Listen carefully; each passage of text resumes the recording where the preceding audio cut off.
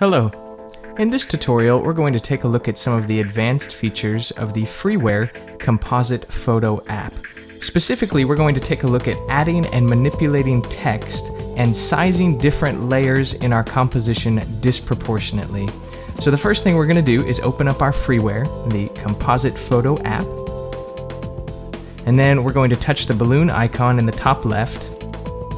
And this time I want to bring one of my own photos in, so I'm going to touch the plus album button and then go to the album I want from my photos and touch the picture that I'd like to use.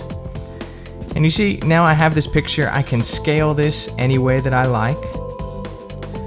If I touch this green icon up in the top right corner, I have some options here. One of the things I want to do is I want to flip this picture around. So I'm going to touch the flip button.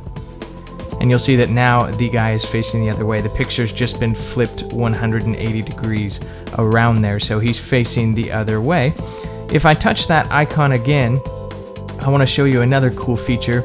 If you look at the ratio button that has a lock on it, and you touch that, this allows me to scale the photo disproportionately. So what I mean is I can scale it just vertically, or I can scale it just horizontally as well. And this is a very useful feature if you're trying to get the photo to fit within a certain frame or just any certain application that you have that you need disproportionate scaling ability.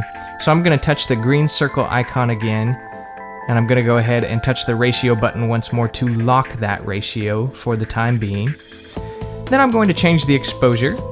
So I'm going to touch the bucket icon in the bottom right corner and go to the exposure tab. And I'm going to use this slider to bring the exposure up a bit just because I want to see more of the details of the guy himself. I want to see more of the details of the costume that he's wearing. And it's a little hard to do that because that part of the image was underexposed. So now I like the way that that looks. So I'm going to add a frame. I'll go to the top left corner, touch the balloon icon, and then the plus library icon. And then I will choose the frame that I want to use, which right now is just this frame right here. I'm going to scale this frame up to fit. And I like that. I'm going to position it and scale it up a little bit more so it's in the position that I want it to be right there. And again, it matters what order you add these layers in. So for example, if I were to add the frame first and then add the photo would likely end up on top of the frame, and I would need to use the above and behind buttons in the bottom here to toggle the position. You see, as I push those buttons, the position of the frame is toggled in front of or behind the photo. So I want it in front of the photo so it actually looks like the photo is behind that frame there.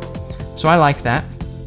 Now one of the things I want to do here is add a caption. I want to add some text. So I'm going to go to the photo layer by touching the next button in the bottom left. And then I'm going to touch the text button toward the bottom of my screen.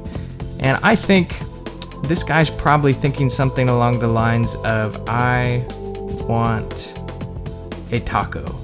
But since it's just a thought, I'm going to say, I want taco. Make it simple, kind of awkward sounding. I think that sounds funny. So I'm going to hit done.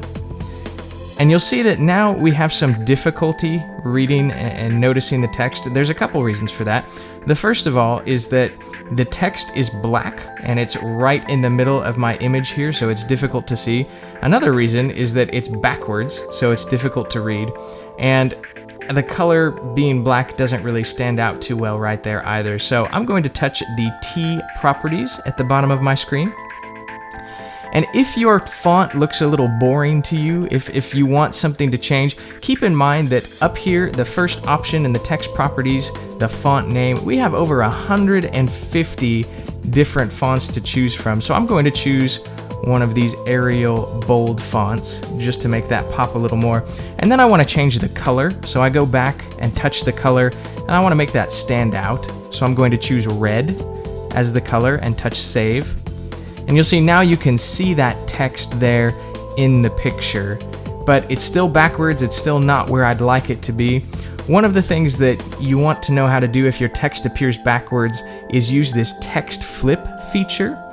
If I touch that switch, you'll see that it flips my text around, and the reason that we need to do that in this case is because on my photo layer where I've added the text, that photo layer, remember, had actually been flipped around. So when I added text to that, that text took on that same formatting option and by default was automatically flipped backwards the same way the photo was. So in order to negate that, I touch the text flip switch, and now it appears the way that I want it to.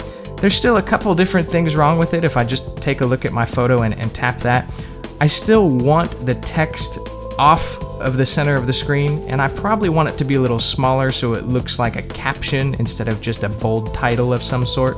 So I'm going to touch the text properties button at the bottom again. First thing I'll do is scale it down by touching the font size tab. I'm going to go to maybe about 44. Maybe even a little smaller, 42 perhaps. Okay, I'll hit done for now. And in order to align my text where I'd like it to be, I have a couple different options. I have the alignment, which is the horizontal alignment, and the V alignment for vertical alignment. You'll see that both of those right now are centered. If I touch either of them, I have the same options in that tab. I can either align it left, center, right, or a percentage from one certain side here. So if I touch left, you'll see that it brings my text all the way over to the left of the photo. And if I touch center, it's back right where it was. If I touch right, I'll show you, it's actually cropped off a little bit too much. So what I'm going to do is go back to text properties. I'm going to use the alignment once again, and I'm going to use this percent from left option. And as I scroll up, you'll notice that the text moves across the photo at a certain percentage from the left, which gives me a whole lot of flexibility to put my text exactly where I'd like it to be. So I'm going to guess right there for the moment and check and see where we've ended up. That's pretty close.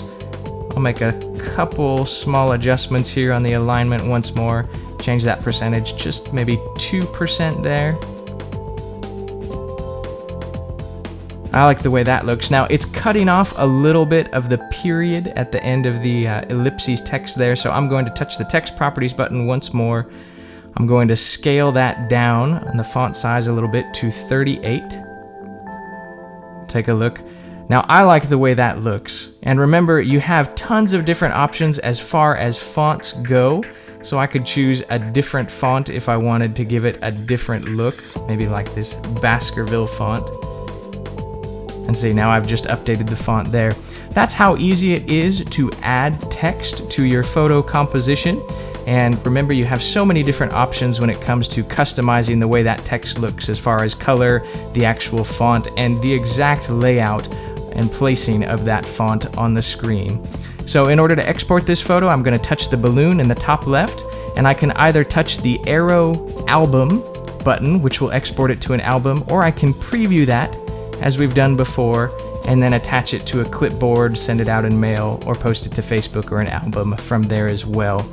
So, I hope this tutorial has been helpful for you. If you have any additional questions or any insight about tutorials that you would like to see personally, please let us know. Thank you for watching.